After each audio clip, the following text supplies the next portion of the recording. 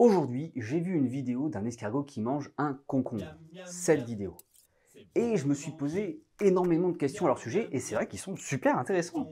Pourquoi est-ce qu'ils sortent quand il pleut? Pourquoi ils montent sur les murs? Pourquoi ils sont si lents? Pourquoi est-ce qu'ils bavent? Est-ce qu'il existe des escargots qui sont dangereux pour l'homme? Vraie question. Comment ils se reproduisent? Comment ils font caca? Comment est-ce qu'ils respirent? Et pour finir, comment est-ce qu'ils communiquent entre eux? Tant de questions qu'on va répondre aujourd'hui. C'est parti pour 10 faits surprenants sur les escargots.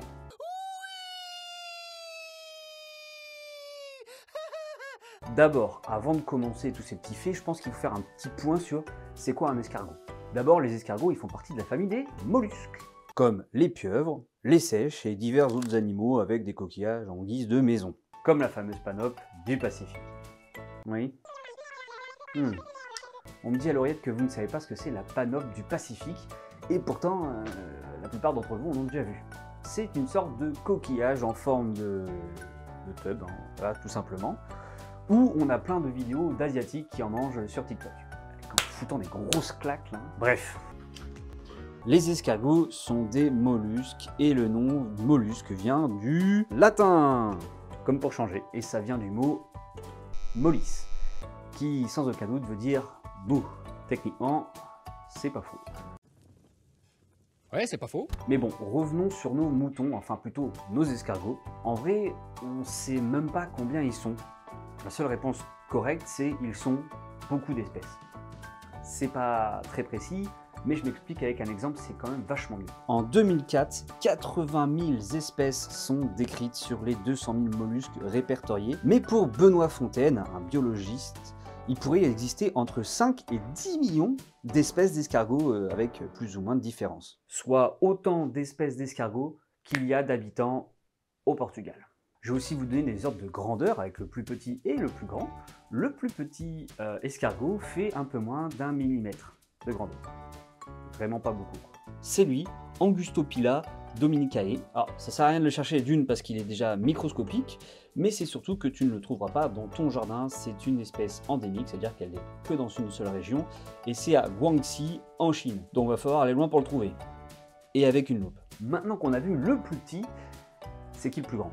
Eh bien, le plus grand, c'est lui, c'est l'escargot géant africain qui mesure en moyenne 20 cm, avec les plus petits à 15 et les plus grands à 30. C'est un véritable monstre, le bousin, et surtout, il fait partie des 100 pires espèces envahissantes. Rien que ça, on parle juste d'un escargot quand même, hein.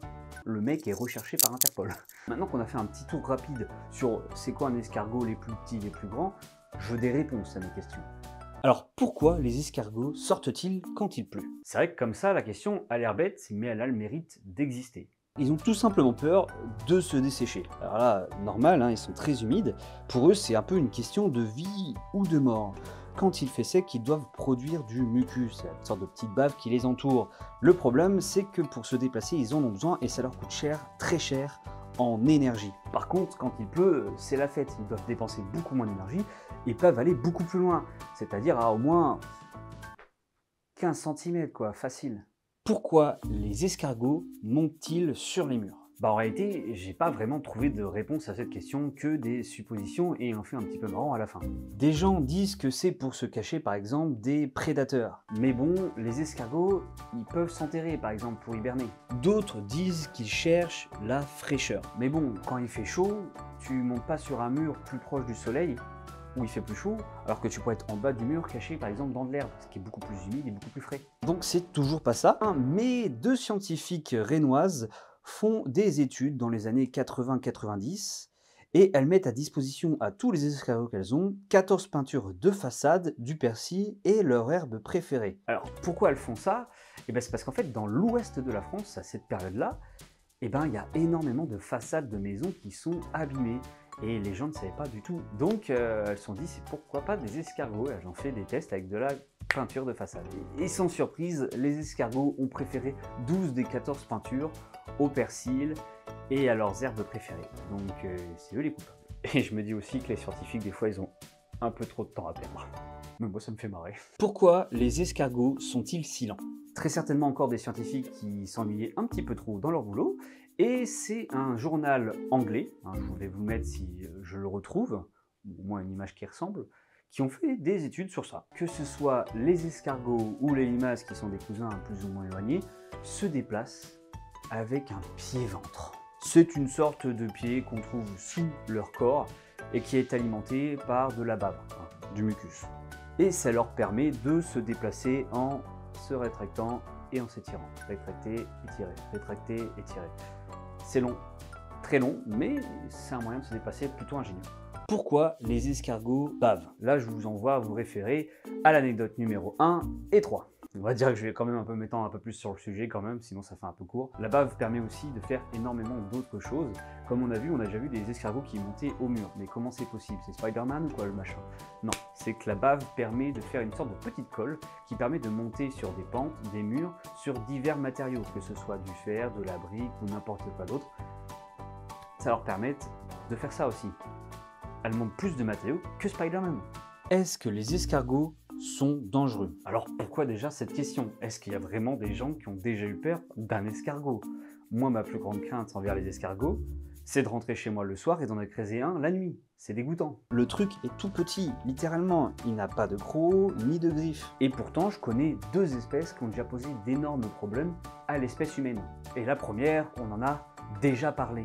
C'est le géant africain. Car c'est une espèce envahissante, comme j'ai déjà dit.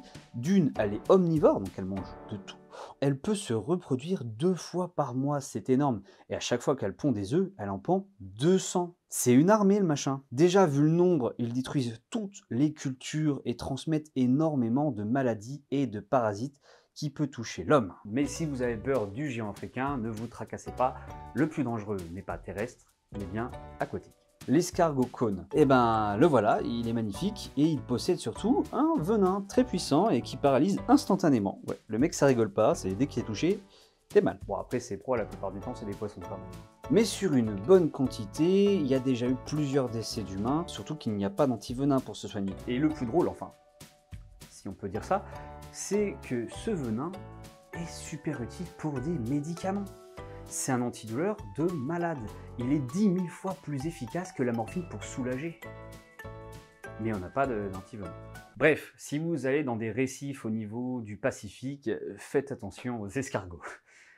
La phrase qui a aucun sens. Comment les escargots se reproduisent?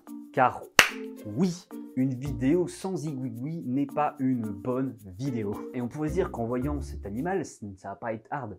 Détrompez-vous, ils sont chauds comme la braise. Déjà, ils sont hermaphrodites, c'est-à-dire qu'ils ont des attributs mâles et femelles, c'est-à-dire que n'importe qui rencontre sur leur chemin, ça se la tape. Ça se la tape direct. Déjà, pour commencer, ils se sentent et se touchent pendant des heures. On peut dire que ce sont des énormes préliminaires. Puis, ils se poignardent. C'est vrai que dit comme ça, on ne dirait pas vraiment un acte de reproduction, mais vraiment, ils se poignardent avec une sorte de dard, une sorte de dard d'amour.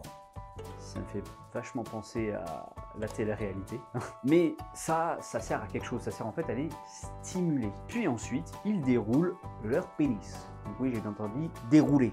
C'est-à-dire que le machin est tellement gros par rapport à leur corps qu'il le déroule. C'est comme si moi, tous les matins, je la prenais, je faisais un tour. Et ensuite, ils vont s'échanger des spermatozoïdes dans des sortes de petits sacs. Et le pire, c'est que même en connaissant tout ça, toute cette histoire, petite histoire, c'est déjà énorme. Ouais, sauf que leurs ébats peuvent durer entre 10 et 15 heures. On a beaucoup à apprendre sur les escargots. Quoique 10-15 heures, au bout d'un moment, ça doit être chiant. Comment les escargots respirent? Comme nous. Prochaine question. Pareil, là je vais peut-être un petit peu m'étendre plus sur le sujet, alors comment ils font pour respirer? Eh ben en fait, entre leur corps, si on peut décrire ça comme un corps, enfin la partie visible qu'on voit, et entre la coquille, il y a un trou. Ce trou, c'est une narine. T'as bien entendu, j'ai dit une narine, pas 2. Enfin là, 2 et 2, ça fait 4, mais 2. Et donc l'air rentre par ce dit trou et va amener l'oxygène directement dans son poumon, qui va redistribuer tout ça dans les vaisseaux sanguins qui entourent ce poumon. J'insiste bien sur le mot poumon, pas 2, 1. Une narine, un poumon. Donc on peut se dire qu'ils sont pas comme nous, mais un peu quand même. Un poumon. Comment les escargots font caca? C'est très certainement ma question préférée. Oui, parce que tout ce qui est caca pipi, moi, ça me fait rire en fait. Mais surtout, ça va me laisser sans voix. Déjà, pour manger, ils font une petite bouillie, avec de la feuille principalement, qu'ils vont broyer avec de la salive. Ça passe directement dans son estomac, puis ça sort. Jusqu'à là, pas de mauvaises nouvelles, c'est plus ou moins connu. Mais attention, le pire arrive. Les crottes, déjà, elles ressemblent à des sortes de petits tuyaux tout enroulés qui peuvent être verts, beige ou marron. Tout dépend de la feuille qu'ils mangent, je suppose. Cependant, où est-ce que sort cette merde? Eh ben de la bouche. Enfin, pas vraiment.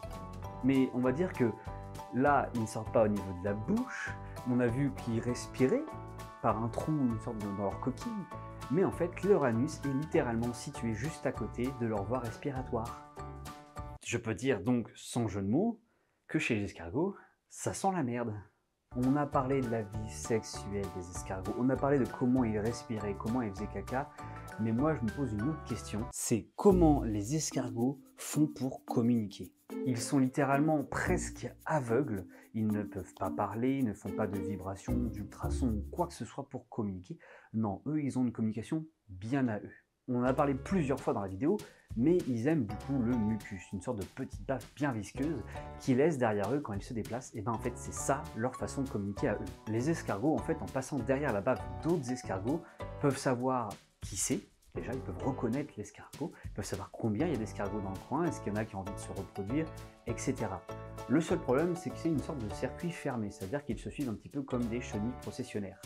C'est donc assez limité au niveau de l'exploration, mais c'est un système bien rodé étant donné que je dis ils sont quasiment aveugles. Donc voilà, j'espère que tu as appris énormément de choses sur les escargots. N'oublie pas de liker la vidéo, de commenter si tu veux voir un prochain animal dans les vidéos, et n'oublie pas de t'abonner. Tu peux aussi me retrouver sur TikTok. Je fais pas mal de petites vidéos, des formats courts, si tu n'as pas envie de regarder tous les formats un peu plus longs. Et je te dis à plus pour une prochaine vidéo.